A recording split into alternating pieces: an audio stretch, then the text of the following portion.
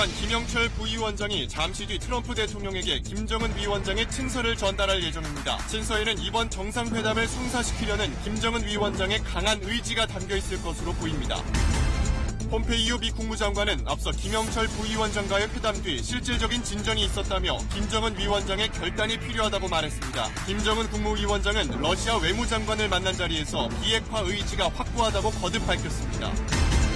양승태 전 대법원장이 재임 시절 재판을 거래한 일이 없고 반대 성향의 판사들에게 인사상 불이익을 준 일도 없다며 관련 의혹을 부인했습니다. 일선 판사들은 잇따라 긴급회의를 열어 대응책을 논의했습니다.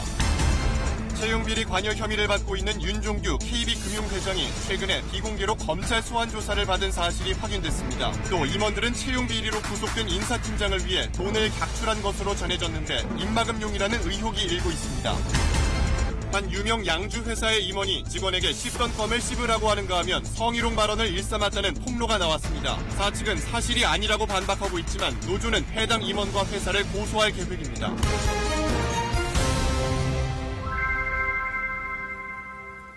시청자 여러분 안녕하십니까? 6월의 첫날 KBS 9시 뉴스입니다. 북한 김영철 부위원장이 곧 백악관을 방문해서 트럼프 대통령과 면담을 가질 예정입니다. 김영철 부위원장은 트럼프 대통령에게 김정은 위원장의 친서를 전달합니다. 트럼프 대통령은 정상회담이 한 번에 끝나지 않을 수도 있다고 말했습니다. 워싱턴 연결합니다. 전종철 특파원. 김영철 부위원장이 방금 뉴욕을 출발했다고 하던데요. 김정은 위원장 친서가 백악관에 전달이 된다는 게 어떤 의미가 있을까요?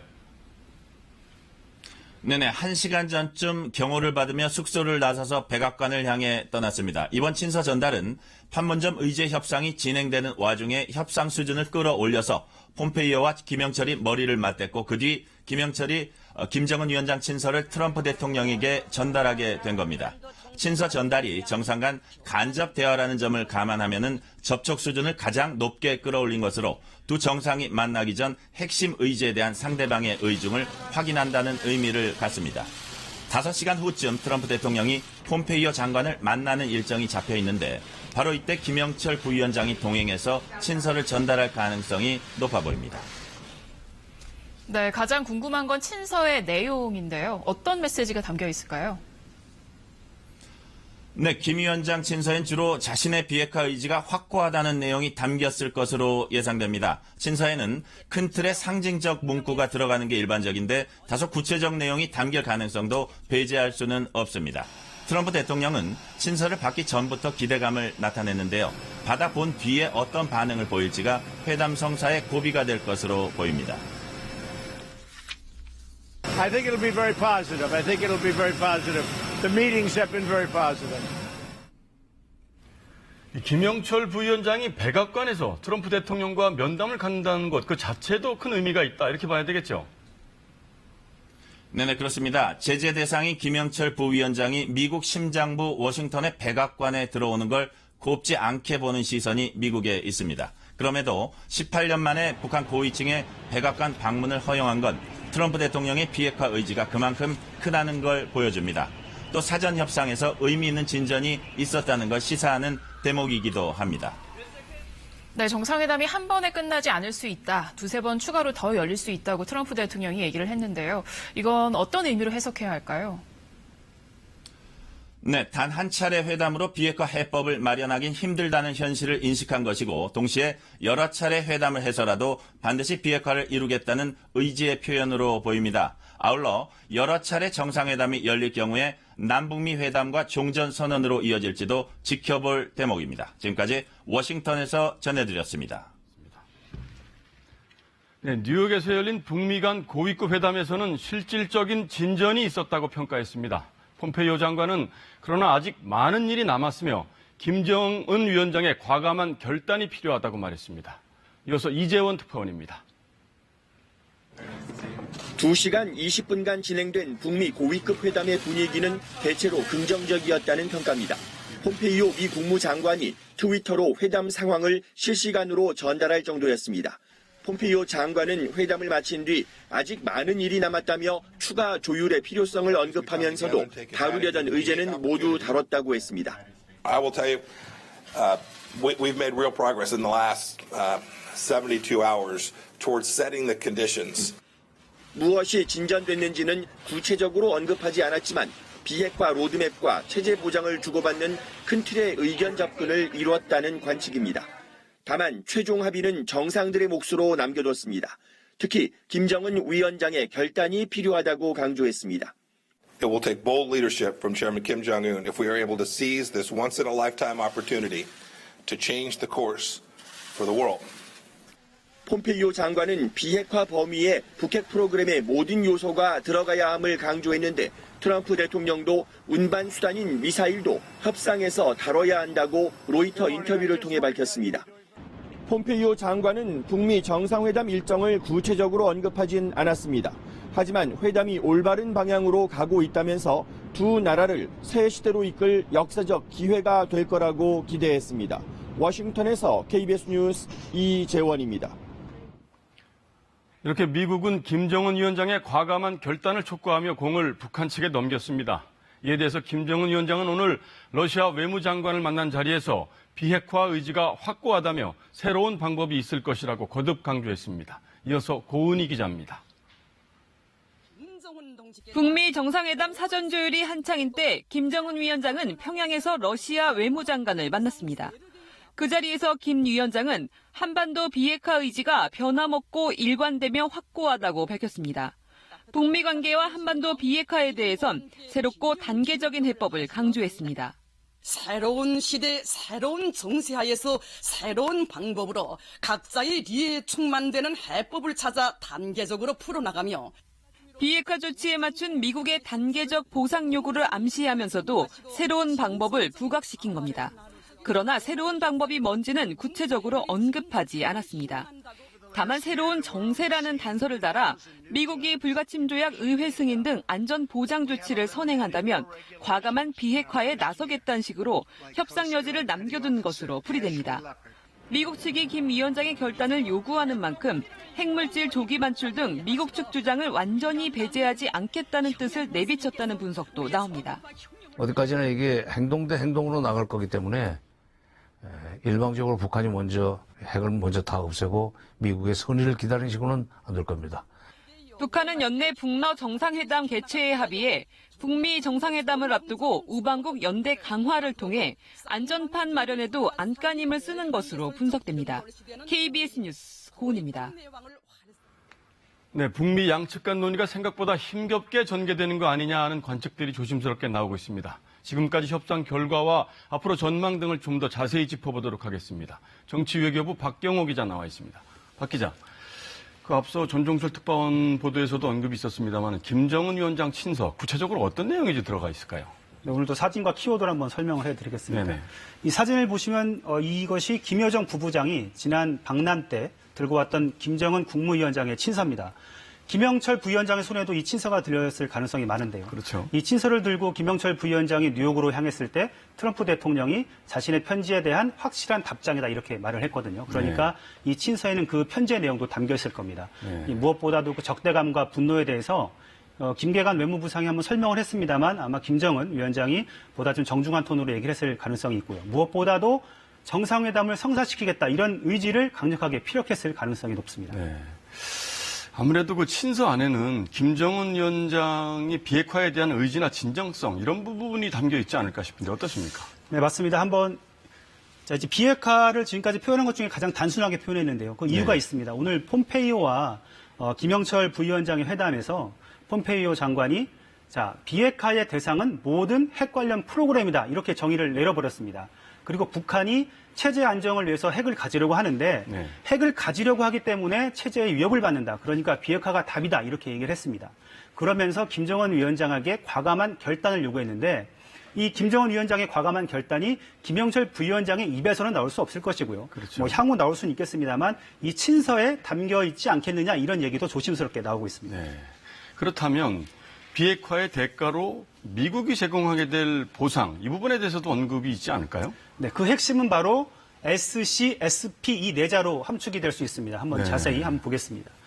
미국은 김정은 위원장이 비핵화를 했을 경우에 강하고 연관되고 안전하고 번영을 누리는 북한을 구상하겠다 이렇게 얘기를 했거든요. 네. 그 CVIG보다는 좀 어떻게 보이시는지. 좀 더 구체적으로 표현을 했다 이렇게 네. 느낌이 드네요. 그런 느낌이 많이 받고 있습니다. 이 네. 번영은 뭐 외국의 자본과 투자를 받아서 경제를 발전시키겠다는 것이고요.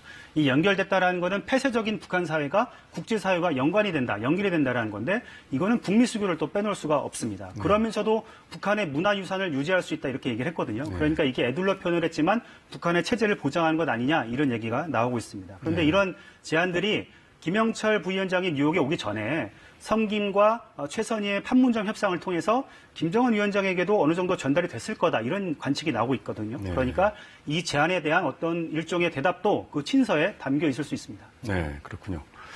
그러면 이제 이렇게 친서까지 전달이 되고 나면 그 6.12 정상회담의 개최 가능성은 훨씬 더 높아졌다 이렇게 봐도 되겠죠? 네, 맞습니다. 일단 순조롭게 지금까지 진행되고 있는데요. 판문점 협상을 이끌었던 성김 미 대사가 오늘 강경화 외교부 장관을 만났습니다. 네. 한번 한 이야기를 한번 들어보시죠. 예, 예. We believe that we're moving in the right direction through the ongoing series of consultations, including, of course, Secretary Pompeo's engagement with Vice Chairman Kim Yong-chol, our discussions at Panmunjom, and, of course, the discussions in Singapore. 이 트럼프 대통령이 아직 그 6.12 회담 선언의 개최에 대해서 확실한 답을 주지 않고 있지 않습니까? 네, 만약에 그렇죠. 친서 내용이 만족스럽다 그러면 12일 개최를 공식 선언할 가능성도 높습니다. 네, 박경호 기자 오늘 설명 잘 들었습니다. 오늘 남북한 간에는 판문점 선언 이행을 위한 고위급 회담이 열렸습니다. 적십자 회담과 군사회담, 체육회담 등과 같은 실무회담 일정들이 줄줄이 확정됐습니다. 윤진 기자가 보도합니다. 오전 전체 회의는 55분 만에 속전속결로 끝났습니다. 지금까지 5개월보다도 더 빠른 속도로 우리가 해왔구나 하는 그런 평가를 우리 스스로 내릴 수 있도록 해나가자 하는. 이후 양측 대표단은 점심도 걸러가며 4차례 수석 대표 접촉과 종결회의를 열어 공동보도문 문구에 합의했습니다. 장성급 군사회담은 14일 판문점 통일각에서 아시안게임 공동 진출 등을 논의할 남북체육회담은 18일 판문점 평화의 집에서 열립니다. 이산가족 상봉 등 인도적 문제 논의를 위한 적십자 회담은 22일 금강산에서 열기로 합의했습니다. 또 남북 공동연락사무소는 가까운 시일 안에 개성공단 내에 설치하기로 합의했습니다. 이런 초심을 잃지 말고 쌍방 당국이 자기 할 바를 각기 열중하는 것이 대단히 필요하다고 저는 생각합니다. 철도 도로협력 분과회의, 산림협력 분과회의, 예술단 공연 실무회담도 열기로 했는데 날짜와 장소는 문서를 교환해 확정하기로 했습니다.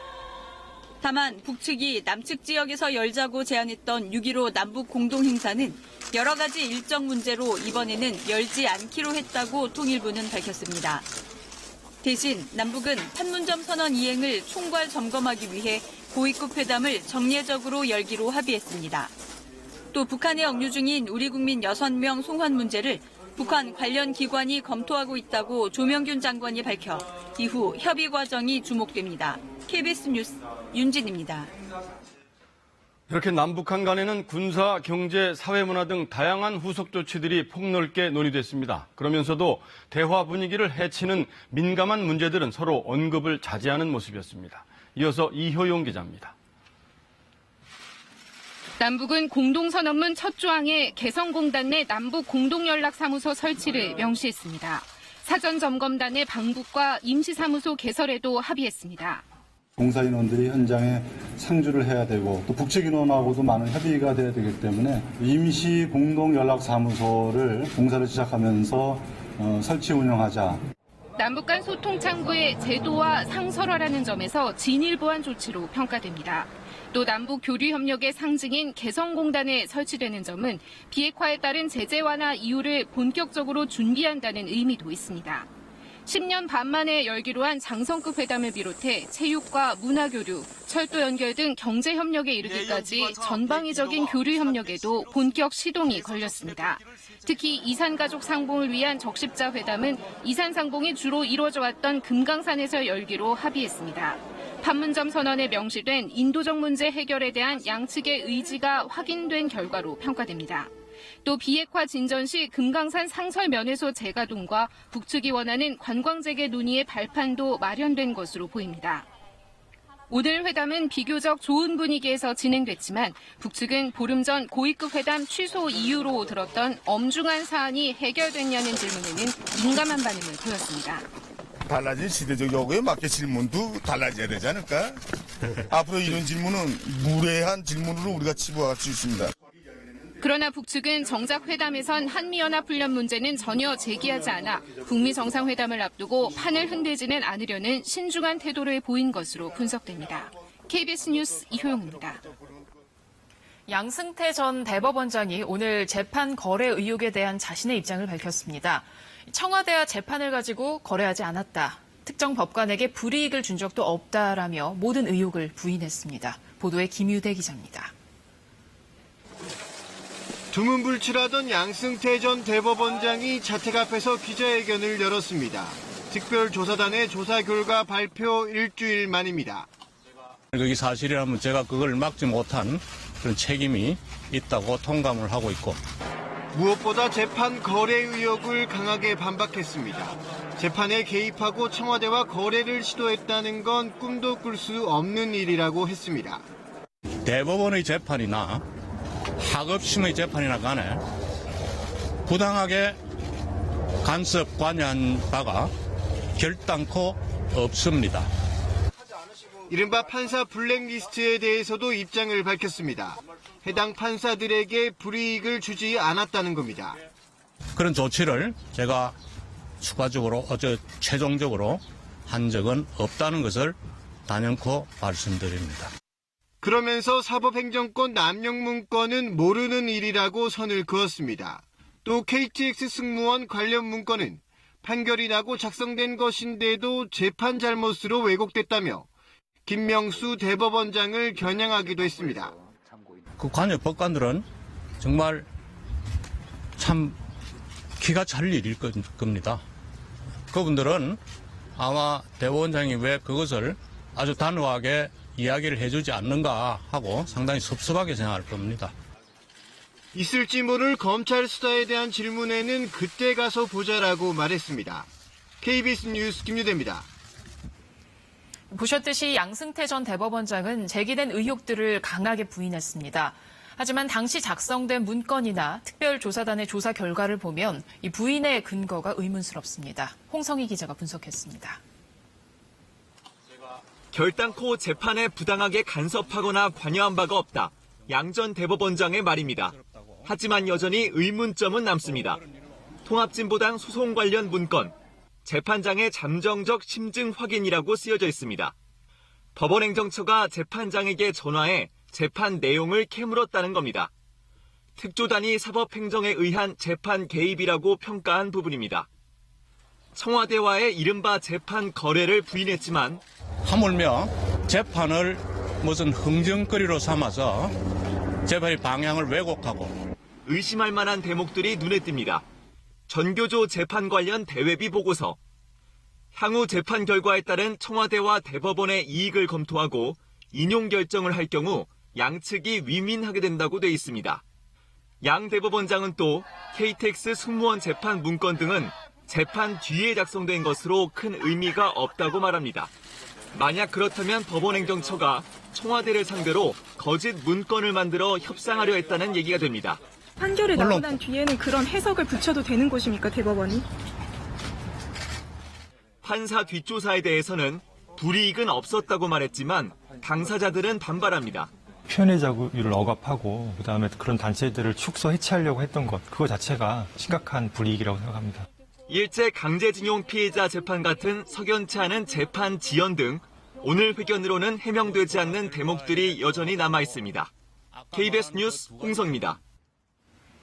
오늘 양승태 전 대법원장의 입장 표명에도 이번 사태에 대한 논란은 계속되고 있습니다. 오늘을 시작으로 판사회의가 잇따라 열리는데요. 판사들의 여론이 어떻게 모아질지 주목됩니다. 김민정 기자입니다. 오늘 오후 춘천지방법원과 관할 지역의 판사 약 60명이 긴급 회의를 열었습니다.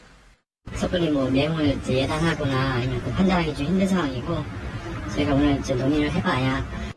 특조단 조사 결과에 대한 평가와 관련자 고발 등 후속 조치 등을 논의했습니다.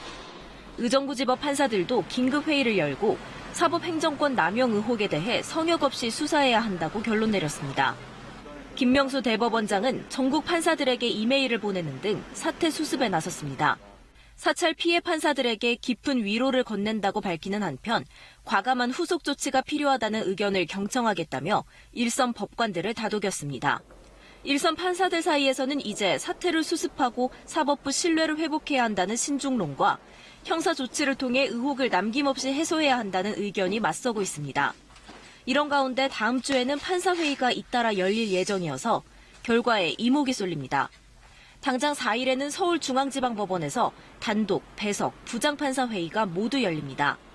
또 11일에는 전국 법관 대표회의가 열리는 등 일선 판사들의 움직임이 본격화돼 이번 사태의 분수령이 될 것으로 보입니다. 전국 법관 대표회의는 투표를 통해 이번에 발견된 문건 410개를 모두 공개할 것을 법원 행정처에 요청했습니다. KBS 뉴스 김민정입니다. 재판 거래 의혹 사건 당사자인 KTX 해고 승무원들이 오늘 철도공사 사장을 만났습니다. 해고 승무원들은 기존 판결을 신뢰할 수 없게 된 만큼 철도공사에서 자신들을 직접 고용하고 즉시 복직시킬 것을 요구했습니다. 오대성 기자가 보도합니다. 안녕하세요. KTX 해고 승무원들과 오영식 철도공사 사장이 마주보고 앉았습니다. 지난 2월 오 사장 취임 때 비공개로 한 차례 만난 이후 석 달여 만입니다. 수많은 저희 승무원들에게 가했던 그 탄압들 그리고 그 시간을 겪을 수밖에 없게 만들었던 것들 분명한 사과와 원상 회복이 있어야 된다고 봅니다. 해고 승무원들은 대법원 판결의 공정성에 흠집이 난 만큼 철도공사가 즉시 복직 절차를 밟아줄 것을 요구했습니다. 오 사장은 그러나 노사 전문가 협의회를 통해 이른 시일 안에 결론을 내겠다는 기존 입장을 되풀이했습니다. 해직 승무원들의 복직은 철도공사만의 문제가 아니라서 검토할 부분이 많다며 공개된 자리에선 극도로 말을 아꼈습니다. 대법원 사태 이후에 본인들의 입장 정리가 안 됐다. 그래서 지금 무슨 그 부분에 대해서 말씀할 만한 입장이 안 된다라고 말씀을 하시면서 아직 만나볼 사람이 굉장히 많다. 약속을 잡고 있다. 다음 주에는 청와대 앞에서 기자회견을 열고 대통령 면담을 요청할 계획입니다. 해고 승무원들은 재판 거래 의혹의 다른 피해자들과 공동 법률단을 만들어 법적 대응에도 나서기로 했습니다. KBS 뉴스 오대성입니다. 은행권 채용 비리 관련 소식 전해드립니다. 검찰이 KB금융지주 윤종규 회장을 최근 소환 조사한 것으로 확인됐고 KB하나은행 함영주 행장은 오늘 밤 늦게 구속 여부가 결정됩니다. 이런 가운데 KB금융은 채용 비리로 구속된 간부를 위해 내부에서 위로금 명목으로 돈을 객출했다는 의혹이 제기됐습니다. 김민철 기자가 단독 보도합니다.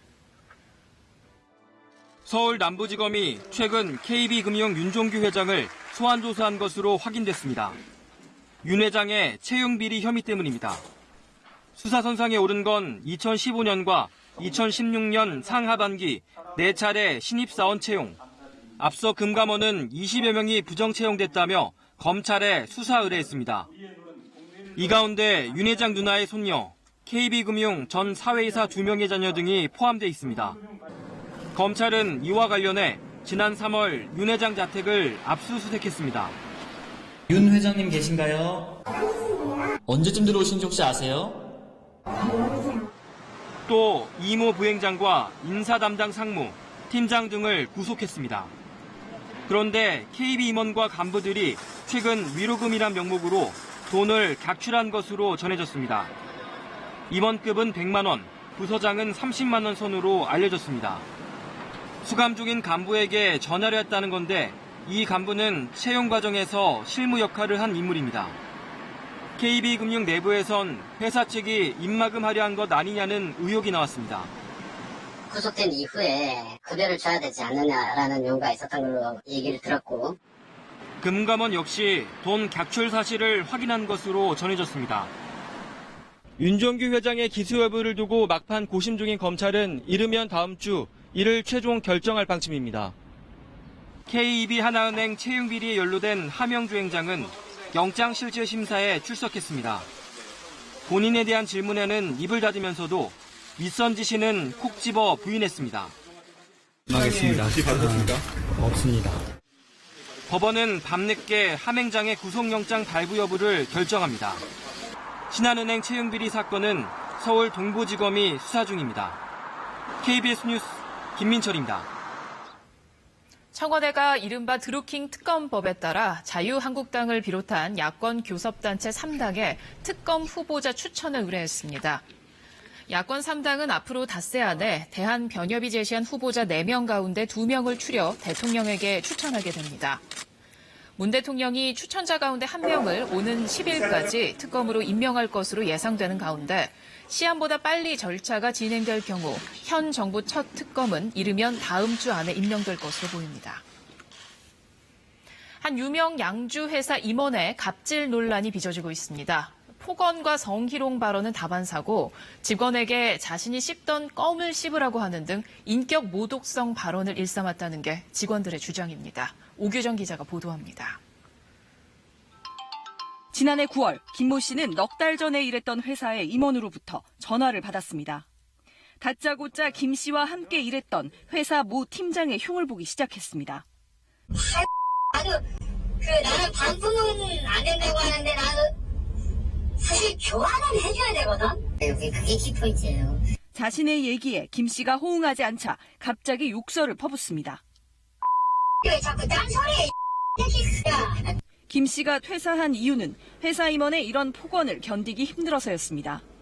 발렌타인 등의 양주를 유통하는 주류 회사 페르노리카 코리아의 직원들은 해당 임원의 폭언에 시달린 사람이 한두 명이 아니라고 털어놨습니다. 판매 실적이 목표에 미치지 못했다며 길에서 머리를 박으라고 하거나 기분이 나쁘다며 자신이 씹던 껌을 씹으라고 강요했다는 진술도 나왔습니다. 한 여직원은 부부관계와 관련한 방법을 알려주겠다는 성희롱 발언에 충격을 받고 퇴사하기도 했습니다. 회사는 조사를 하려 했지만 직원들이 응하지 않았다며 성희롱 발언과 폭언 모두 사실이 아니라고 반박했습니다. 지금 제기된 모든 이슈는 사실이 아님을 말씀드릴 수 있습니다. 노조는 피해를 본 직원 10여 명의 진술서를 확보하고 해당 임원과 회사를 고용노동부에 고소할 계획입니다. KBS 뉴스 오규정입니다. 6.13 지방선거 주요 관심지역 후보들의 핵심 공약을 비교 분석하는 순서. 오늘은 경남도지사입니다. 여야 모두 배수진을 치고 있는 경남도지사 선거는 경제 살리기 공약을 놓고서 후보들 간 공방이 뜨겁습니다. 정창화 기자가 보도합니다. 경남 경제 성장률은 2015년부터 2년 연속 0%대입니다. 위기감이 팽배합니다. 침체된 경남 경제를 어떻게 살릴지, 새로운 활로를 어떻게 개척할지 도지사 후보들의 고민은 깊습니다. 공약의 차별성보다는 저마다 추진력에 방점을 찍고 있습니다. 민주당 김경수 후보는 경남의 신경제 지도를 만들겠다며 제조업 부활, R&D 특구 조성을 내걸었습니다. 조선 자동차 기계산업 같은 원래 가장 강했던 제조업이 무너지고 있어서 이 제조업을 살리겠다는 겁니다. 한국당 김태호 후보는 도지사 시절 주력했던 남해안 관광 개발을 활성화해 남해안 2.0 시대를 열겠다고 밝혔습니다.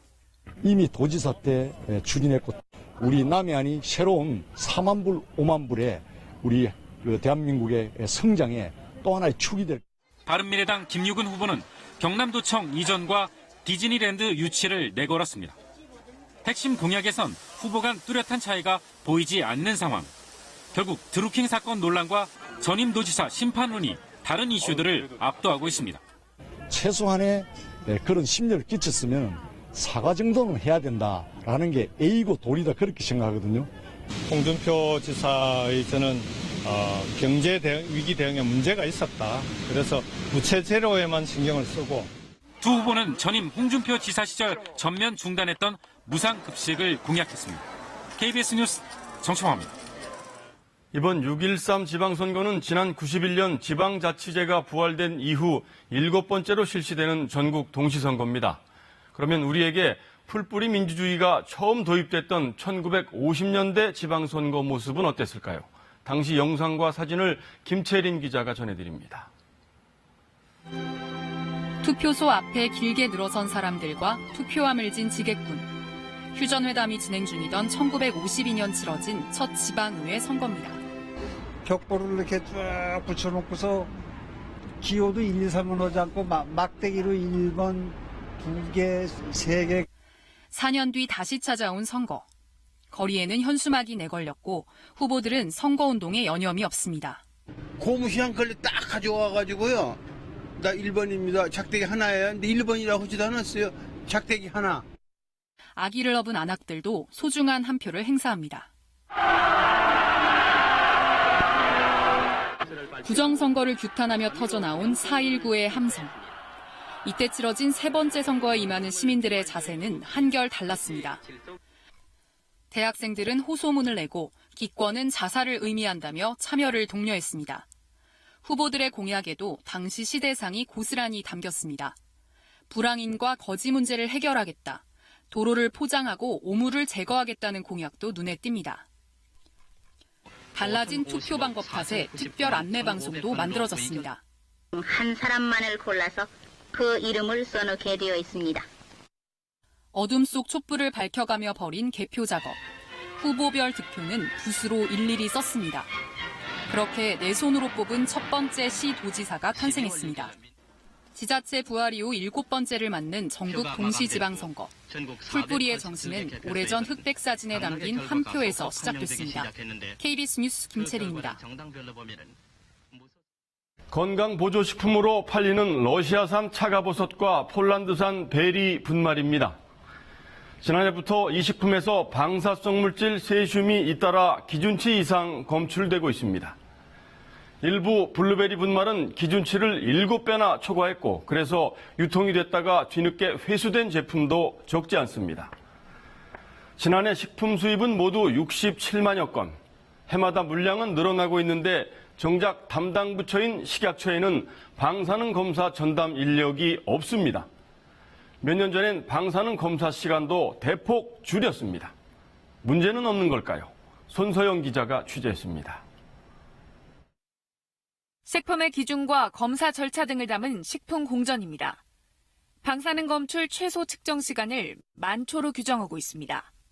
그러나 식약처는 2011년 후쿠시마 원전 사고 이후 측정 시간을 1,800초로 줄인 신속검사법을 도입했습니다. 더 빨리 많은 양을 검사해야 한다는 이유입니다.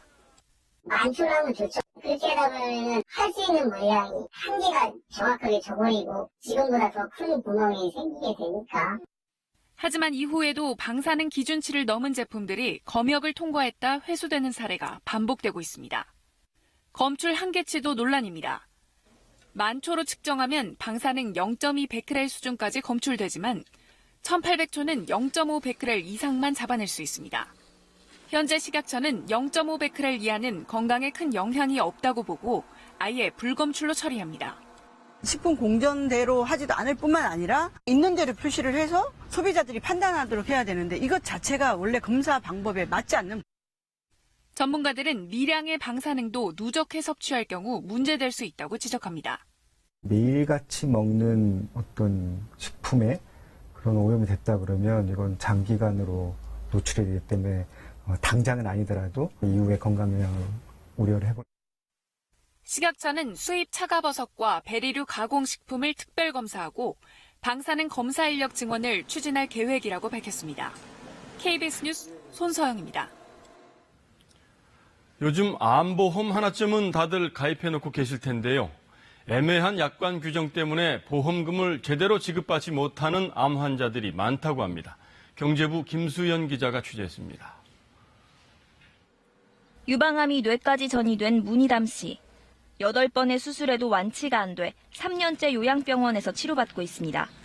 그런데 보험사는 약속했던 하루 입원비 5만 원이 아닌 3만 원만 주고 있습니다.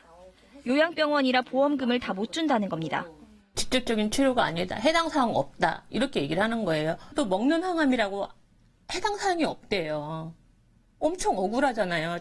역시 요양병원에 입원 중인 이미화 씨는 아예 보험금 삭감에 합의하라는 보험사 요구에 마지못해 응했습니다. 그것도 못 받을까 봐서 이제 그거 안 하면은 그 화해 신청 안 하면은 돈 안 준다고. 보험사들이 내세우는 암보험 약관 조항은 다름 아닌 암 치료를 직접적인 목적으로 한 경우 보험금을 지급한다는 부분입니다. 이때 직접에 대한 구체적인 기준이 없다 보니 요양병원 입원비 등을 제대로 지급하지 않고 있는 겁니다. 하지만 2년 전 요양병원 치료도 직접 치료에 해당한다는 대법원 판례가 나오면서 암보험 가입자들은 보험금을 제대로 지급해달라고 호소해봤지만 소용이 없었습니다. 이 대법원 판례를 금융감독원에서 부정하고 보험회사한테 유리한 대법원 판례만 계속 적용을 해왔어요. 금융감독원은 더구나 해당 약관을 개정하라는 한국소비자원의 3년 전 요구도 외면했습니다. 결국 암 환자들이 거리로 나왔습니다. 누구는 100% 지급을 하고 일부는 지급을 전혀 하지 않는 등 암 환자마다 차별적 보험금 지급을 하고 있습니다. 올해만 암보험 분쟁 조정 신청은 700건이 넘어서면서 금감원은 뒤늦게 약관 개정을 검토하겠다고 나섰습니다. KBS 뉴스 김수현입니다. 최근 인터넷상에서 남성과 여성이 서로를 비하하고 폄하하는 말들이 난무하고 있는데요. 이런 혐오 단어들을 어린 학생들이 여과 없이 받아들이고 사용하고 있어 큰 문제입니다. 문화부 김수현 기자가 초등학교에 다녀왔습니다. 초등학교 하굣길. 아이들이 쓰는 단어를 물었습니다. 저 완전 금지인데. 왜 금지예요? 그게 성에 대한 거예요. 사람이 그거 막 자기 인사로 쓰는데 나 여성에 막 여성 분단 맞아요. 남성을 비하하는 신조어와 급진적 페미니스트로 매도하는 단어도 익숙하다고 말합니다. 이거는 남자분 초등학생들은 인터넷 방송과 유튜브 등에서 무비판적으로 이런 단어를 접합니다. 하면 안 되는 걸 계속 하게 돼요. 막 안 좋은 말들을 다 유튜브에서 배워요. 선생님들은 어린 학생들이 이런 말을 따라하면서 저도 모르게 이성에 대한 적대감을 키우는 것을 우려합니다. 그런 식으로 자기들이 아주 자연스럽게 그 애티튜드를 답습을 하는 거예요. 그걸 얘기하는 유튜버나 BJ가 상습적으로 자기보다 사회적으로 약자나 아니면 좀 소수자의 영향이 있는 사람들을 무시하는 거. 학급마다 혐오 단어를 금지어로 정하는 등 사용을 막기 위해 안간힘을 쓰고 있습니다. 남들이 쓰길래 그냥 관습적으로 습관적으로 따라 쓴 건데 그게 그런 의미가 숨어져 있었다라는 걸 몰라서 본인들도 깨닫고 되게 사실 충격을 받아 하더라고요. 어른들 사이에 자리 잡은 혐오와 적대감이 어린 아이들의 언어를 파고들고 있습니다. KBS 뉴스 김수현입니다. 오늘은 우리나라의 민주화와 통일 운동에 평생을 바친 고 문익환 목사의 탄생 100주년이 되는 날입니다. 남북 정상회담을 계기로 최근 한반도에 훈풍이 불면서 그의 선구자적 삶과 사상도 다시금 주목받고 있습니다. 송형국 기자입니다. 1989년 평양을 방문한 문익환 목사가 북한 김일성 주석과 뜨겁게 포옹합니다. 백두산에서 한라산에 이르는 내 초국의 일원이다. 그런 자격을 획득했다. 이를 통해 이끌어낸 4.2 남북 공동성명의 정신은 2000년 6.15 공동선언에 계승됩니다. 그가 세상을 떠날 때까지 24년간 살아온 수유리 자택, 탄생 100주년을 맞아 박물관으로 다시 태어났습니다. 옥중 편지를 비롯한 유품 2만 5천여 점이 전시됩니다. 생전에 강조해온 마음으로부터의 통일은 최근 급변하는 정세 속에서 우리에게 차분한 준비가 필요함을 깨우칩니다. 여러 가지 분열이 있잖아요. 그런 걸 하나하나 풀어가고 화해를 해가고 그러는 거가 우리가 통일을 하는 과정이다. 그러면서 작은 통일 하나하나를 이루어가는 게 통일 연습이다. 학술대회와 예배 등 종교를 초월한 기념 행사도 잇따르고 있습니다. 단순히 통일을 위한 통일이 아니라 사람들의 삶의 질을 개선하는 또 사회를 개혁하는 것과 같이 진행되어야 되고 또 통일이 그 연장선 위에서 이루어져야 된다는 것이 제가 보기엔 오늘날에도 계속 중요한 의미가 있고요. 유족과 연구자들은 그의 방북이 평화를 향한 첫걸음이었다는 점이 최근 확인되고 있다고 입을 모았습니다. 내가 밟고 가는 눈 덮인 들판길 조심하여 빗박지 말지어다. 오늘 걷는 나의 발자취에 비어오는 이의 표식이 될 것입니다. KBS 뉴스 송영국입니다. 간추린 뉴스입니다. 지난달 농산물 가격이 1년 전보다 9% 올랐고 특히 채소류 가격이 13.5% 올라 지난해 8월 22.5% 이후 가장 높은 가격 상승률을 보였습니다. 통계청 조사 결과 품목별로는 감자가 지난해보다 59.1% 상승해 가장 많이 올랐고 고춧가루와 무도 40% 넘게 가격이 올랐습니다. 삼성그룹을 압박해 한국동계스포츠영재센터에 후원금을 내게 한 혐의 등으로 기소된 최순실 씨의 조카 장시호 씨가 항소심에서 징역 1년 6개월의 실형을 선고받았습니다. 장 씨 등과 공모한 혐의로 기소된 김종 전 문화체육관광부 차관은 1심과 같은 징역 3년의 실형을 받았습니다. 질병관리본부가 지난달 20일부터 26일까지 전국 92개 의료기관을 대상으로 조사한 결과 유행성 강만염과 결막염 환자가 외래 환자 1000명당 22.7명으로 꾸준히 늘고 있는 것으로 나타났습니다. 특히 6살 이하 어린이가 1000명당 72.7명, 7살에서 19살 사이가 30.8명으로 단체 생활을 많이 하는 아동과 청소년층 환자가 많다며 개인 위생에 주의를 당부했습니다. 현대자동차가 광주광역시가 추진해온 신규 자동차 공장 건설 사업 참여 의향서를 제출했습니다.